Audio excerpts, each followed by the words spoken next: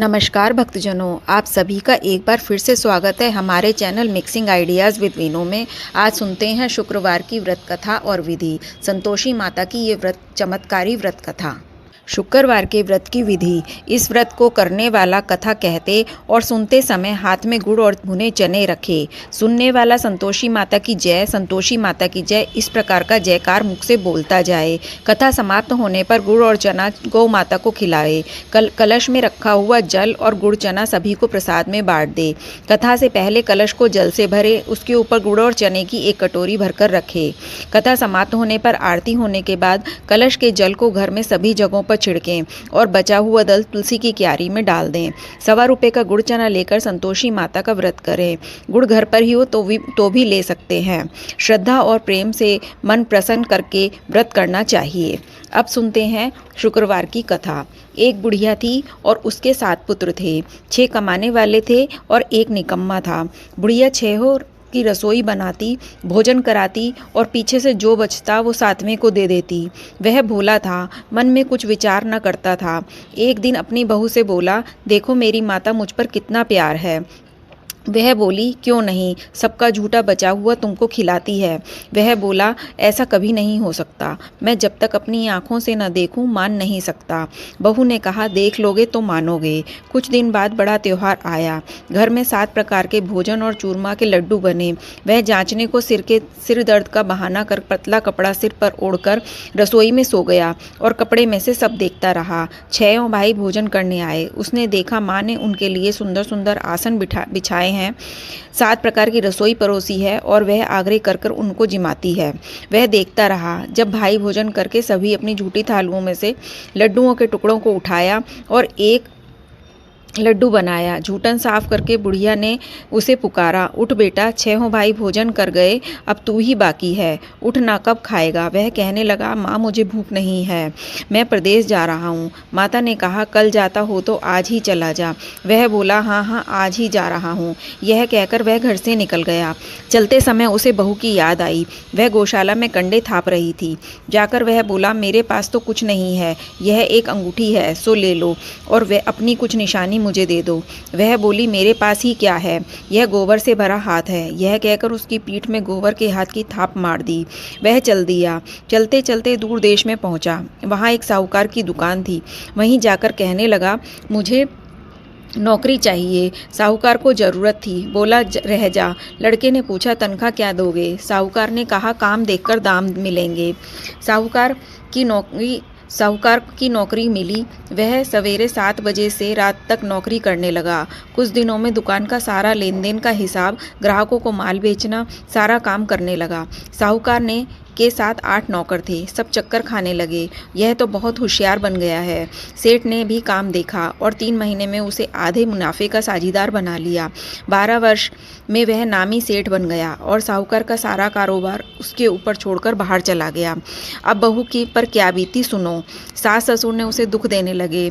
सारी गृहस्थी का काम करा के उसे लकड़ी लेने जंगल भेज देते और घर की रोटियों के आटे के भूसी से उसको भूसी निकलती तो उसकी रोटी बनाकर रख दी जाती। फूटे नारियल की नरेली में पानी। इस तरह दिन बीतते रहे। एक दिन वह लकड़ी लेने जा रही थी कि रास्ते में बहुत सारी स्त्रियां संतोषी माता की व्रत करती दिखाई दी। वह वहीं खड़ी हो कथा सुनकर बोली, बहनों, ये तुम किस देवता का व्रत कर रही हो? इससे क्या फल मिलता है? इस व्रत को करने की क्या विधि है? यदि तुम अपने इस व्रत का विधान मुझे समझाकर कहोगी तो मैं तुम्हारा बड़ा एहसान मानूंगी। तब उनमें से एक स्त्री बोली, सुनो, यह संतोषी माता का व्रत है। इसके करने से निर्धनता, दरिद्रता का नाश होता है, लक्ष्मी आती है और मन की चिंताएं दूर होती हैं। घर में सुख आने से मन को प्रसन्नता और शांति मिलती है। यह सुनकर बहू चल दी। रास्ते में लकड़ी के बोझ को बेच दिया और उन पैसों से गुड़ चना ले माता का व्रत की तैयारी करने आगे चली और सामने मंदिर देखकर पूछने लगी, यह मंदिर किसका है? लोग कहने लगे, संतोषी माता का मंदिर है। यह सुन माता के मंदिर में जा चरणों में लौटने लगी। दीन हूँ, विनती करने लगी, माँ मैं निपट मूर्ख हूँ, व्रत के नियम कुछ नहीं जानती, मैं बहुत दुखी हूँ। हे माता जगजननी, मेरा दुख दूर कर, मैं तेरी शरण में हूँ। माता को दया आ गई। एक शुक्रवार बीता और दूसरे शुक्रवार को ही उसके पति का पत्र आया। तीसरे को उसका उसका भेजा हुआ पैसा भी आ पहुंचा। यह देख जिठानी मुंह सिकोड़ने लगी। इतने में इतना पैसा आया, इसमें क्या बड़ाई है। लड़के ताना देने लगे। काकी के पास अब पत्र आने लगा, रुपया आने लगा, तो अब काकी की खातिर बढ़ेगी। अब तो काकी बुलाने से भी नहीं बोलेगी। वह बेचारी सरलता कहती, भैया पत्र आवे रुपया आवे तो हम सबके लिए अच्छा है। ऐसा कहकर आंखों में आंसू भरकर संतोषी माता के मंदिर में आ मातेश्वरी के चरणों में गिरकर रोने लगी। माँ, मैंने तुमसे पैसा नहीं मांगा, मुझे पैसे का क्या काम है, मुझे तो अपने सुहाग से काम है। मैं तो अपने स्वामी के दर्शन और सेवा मांगती हूँ। तब माता ने प्रसन्न होकर कहा, जा बेटी, तेरा स्वामी आएगा। यह सुन खुशी से बावली हो घर जा काम करने लगी। वह संतोषी माँ का विचार करने लगी।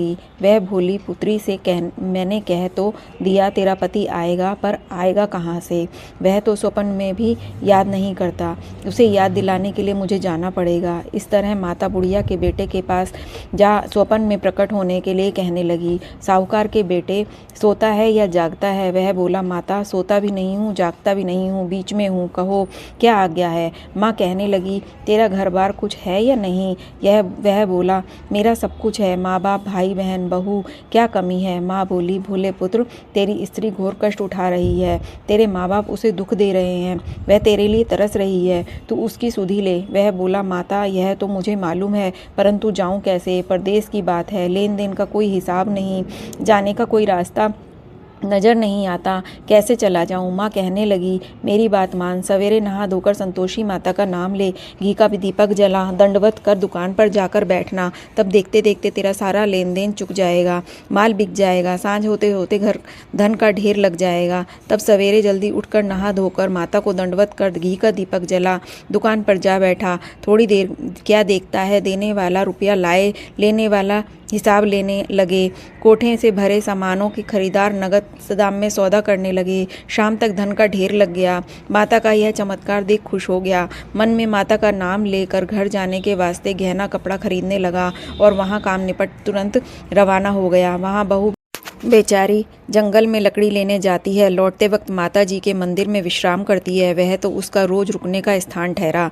दूर से धूल उड़ती देख वह माता से पूछती है, हे माता, यह धूल कैसी उड़ रही है। माँ कहती है, हे पुत्री, तेरा पति आ रहा है। अब तू ऐसा कर, लकड़ियों के 3 बोझ बना ले। एक नदी के किनारे रख, दूसरा मंदिर पर और तीसरा अपने सिर पर रख। तेरे पति को लकड़ी का गट्ठा देख मोह पैदा होगा। वह वहाँ रुकेगा, खा पी कर माँ से मिलने जाएगा। तब तू लकड़ी का बोझ उठाकर जाना और बीच चौके में गट्ठा डालकर 3 आवाज़ें जोर से लगाना। लो सासू जी, लकड़ियों का गट्ठा लो, भूसी की रोटी दो और नारियल के खोपड़े में पानी दो। आज मेहमान कौन आया है। माँ की बात सुन, बहुत अच्छा माता, कहकर प्रसन्न हो लकड़ियों के 3 गट्ठे ले आई। एक नदी के तट पर रखा और एक माता के मंदिर पर रखा। इतने में ही मुसाफिर वहां आ पहुंचा। सूखी लकड़ी देख उसकी इच्छा हुई कि यहीं निवास करे और भोजन बना खा पीकर गांव जाए। इस प्रकार भोजन बना विश्राम ले गांव को गया। सबसे प्रेम से मिला। उसी बहू सिर पर लकड़ी का गट्ठा ले आई। लकड़ी का भारी बोझ आंगन में घेर जोर से 3 आवाज़ देती है, लो सासू जी, लकड़ी का गट्ठा लो, भूसी की रोटी दो, नारियल के खोपड़े में पानी दो। आज मेहमान कौन आया है। यह सुनकर उसकी सास अपने दिए हुए कष्टों को भुलाने हेतु कहती है, बहू ऐसा क्यों कहती है। तेरा मालिक ही तो आया है। आ बैठ, मीठा भात खा, भोजन कर, कपड़े गहने पहन। इतने में आवाज़ सुन उसका सारा स्वामी बाहर आ गया और अंगूठी देखकर व्याकुल हो माँ से पूछता है, माँ यह कौन है। माँ कहती है, बेटा तेरी बहू है। आज 12 वर्ष हो गए तू जब से गया है। सारे गांवों में जानवर की तरह भटकती फिरती है, काम काज घर का कुछ नहीं करती, 4 समय आकर खा जाती है। अब तुझे देखकर भूसी की रोटी, नारियल के खोपड़े में पानी मांगती है। वह लज्जित हो बोला, ठीक है माँ, मैंने इसे भी देखा है और तुम्हें भी देखा है। अब मुझे दूसरे घर की ताली दो और तो मैं उसमें रहूं। तब माँ ने बोला, ठीक है बेटा, तेरी जैसी मर्जी, कहकर ताली का गुच्छा पटक दिया। उसने ताली से दूसरे कमरे में तीसरी मंजिल के ऊपर था, खोल कर सामान जमाया। एक दिन में वहाँ राजा के महल जैसा ठाट बाट बन गया। अब क्या था, वे दोनों सुखपूर्वक रहने लगे। इतने में शुक्रवार आया। बहू ने अपने पति से कहा, मुझको माता का उद्यापन करना है। पति बोला, बहुत अच्छा, खुशी से करो। वह तुरंत ही उद्यापन की तैयारी करने लगी। जेठ के लड़कों को भोजन के लिए कहने लगी। उन्होंने मंजूर किया। दिया, परंतु जेठानी अपने बच्चों को सिखाती है, देखो रे, भोजन के समय सब लोग खटाई मांगना जिससे उसका उद्यापन पूरा ना हो। लड़के जीमने गए, खीर पेट भर कर खाई, परंतु याद आते ही कहने लगे कि हमें कुछ खटाई दो, खीर खाना हमें भात नहीं देखकर अरुचि होती है। बहू बोलने लगी, खटाई किसी को भी नहीं दी जाएगी, यह तो संतोषी माता का प्रसाद है। लड़के उठ खड़े हुए, बोले पैसा लाओ। भोली बहू कुछ नहीं जानती थी, सो उन्हें पैसे दे दिए। लड़के उसे समय उठकर इमली ला खाने लगे।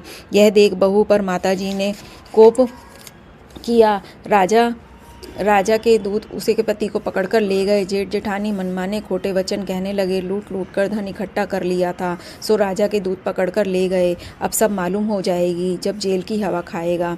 बहू से ऐसे वचन सहन नहीं हुए, रोती रोती मंदिर में गई और बोली, हे माता, तुमने यह क्या किया? हंसाकर अब रुलाने क्यों लगी?